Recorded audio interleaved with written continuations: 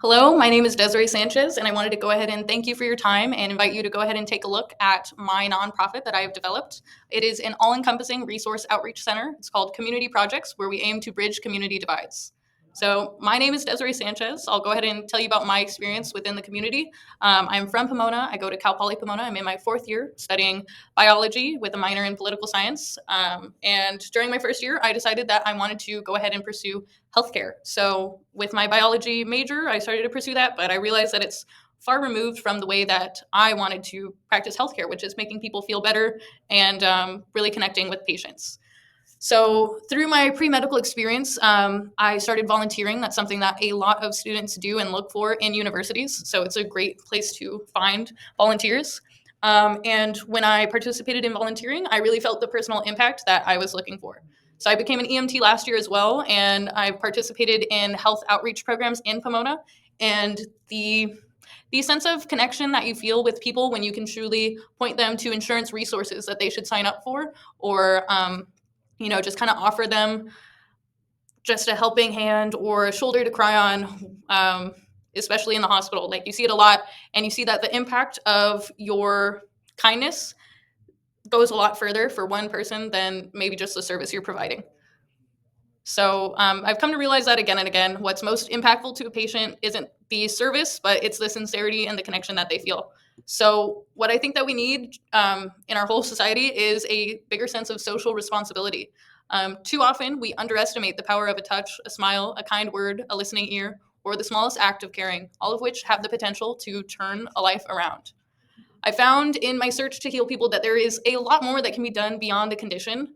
You can feed people during a feeding service and you can patch up their wounds, but it makes you think, it makes all of the volunteers think. How can we prevent this from ever happening? And how can we teach them to fish? That's the most important question, and that's why I created my nonprofit, Community Projects, to go ahead and empower people to work together to take control over what they can. So, in our current socioeconomic landscape, we have widening income inequality. It's the digital age. Things are rapidly progressing, and our communities are absolutely drifting apart, especially with COVID and whatnot. Our country, the United States, has the highest GDP in the world, yet we spend a very small amount on social spending. And that is evident in our increased incarceration rates as well as our rates of homelessness, child hunger as well. We are lacking in all of these quality of life areas, and it's truly not fair to our people. And even students are asking questions. So when it comes to the sustainability of our project, we are highly volunteer based. The success of our project hinges on the support of dedicated donors and volunteers. And what we want to teach people is that your presence, your kindness really, truly goes a long way for people. So here we even have an infographic about how people who are visited during their time in prison have a significantly lower recidivism rate. They are less likely to return to prison just because they were given that sense of kindness, the time. So additionally, for our sustainability, we aren't just giving out food all the time. I've been part of programs where that's all you do. And, it's just like, what are we really doing here? What are we teaching them? Are we even providing any resources? And we aren't. And it's like, why? So we aren't going to give people fish. We're going to go ahead and teach them to fish, to go ahead and empower them to feed themselves for a lifetime. So our communities of interest are homeless, food insecure, also youth looking for enrichment because it's really hard in low-income areas to, have that sort of youth enrichment programming, as well as at youth risk. And the resources that we're going to offer are going to be a lot of already publicly accessible resources. That's going to be in healthcare with the Department of Healthcare Services. We'll also use social service resources, housing and homelessness as well as food and higher education services, because that's how we can empower people as well. So our implementation plan for this is going to be, we're going to outreach and focus on particular service areas each week. So that'll be the aforementioned areas in food or nutrition, housing, education, and whatnot. We're going to provide communities with activities and workshops during these weekly events that will promote the utilization of resources or otherwise positive behaviors. The environment itself is what is most important for our patrons. It'll promote a sense of belonging and inclusion, and that's kind of mostly what we're focused on. It's community engagement, so people don't feel like they're left behind. We want to work with them.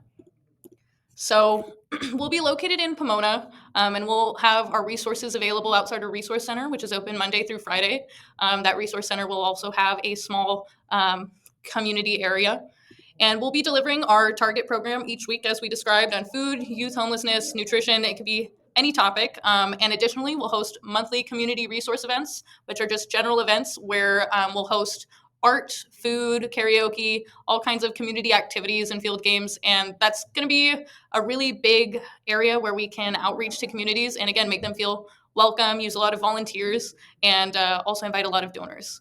So, again, we really are using our volunteers to go ahead and work together with us to provide the best services possible. Our volunteers know best because they're working with our program users. They know what they need. So it's going to be really great to go ahead and work along with a bunch of volunteers and provide them also with monthly seminars to go ahead and talk about what they're learning. As you'll see later, there's also places for employment with volunteers. Okay. And our program evaluation, we're going to be monitoring how our program is working throughout our first year. What we really want to monitor, we have volunteer participation, community reach, resource utilization, and surveys. So I know resource utilization, that one's going to be the biggest indicator of physical production of what we're creating. So we can go ahead and track how people are signing up for and using our social service programs that we link them with, and that'll tell us the kind of impact we're having, as well as tracking volunteer participation in our community reach. We can just track that each month to go ahead and maximize that.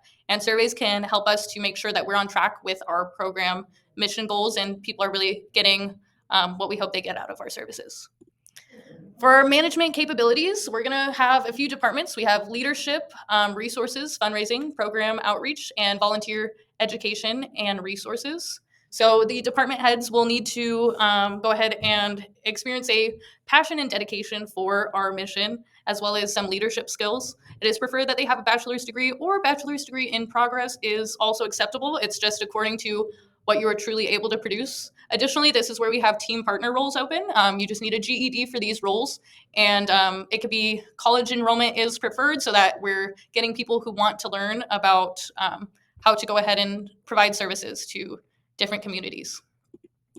So our timeline, by January, we would expect to receive our fundraising. So February, we can collect our team of leaders. By April, we'll be compiling services and resources, securing locations, prospective volunteers, and workshop topics. In June, 6 months in, we'll begin implementing our program as a trial to go ahead and assess the viability. And by August, we'll be investing in our own resources and continue with consistent community projects throughout the first year.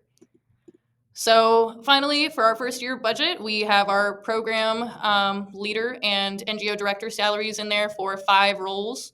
We'll also be paying our workers who are part of the Team Partners program. We'll have a corporate office space which hosts our resources, as well as resources within our corporate office to go ahead and conduct business.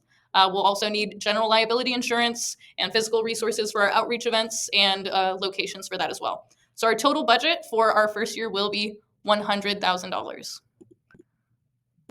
So with these resources, we'll go ahead and have the opportunity to work ourselves from the ground up, where we don't have to consistently revamp our resources or whatnot. Once we have our team together, we are doing the outreach ourselves. It's very sustainable as a project. So we're really excited to begin implementing our program to make our first contact into genuine heart-to-heart community development.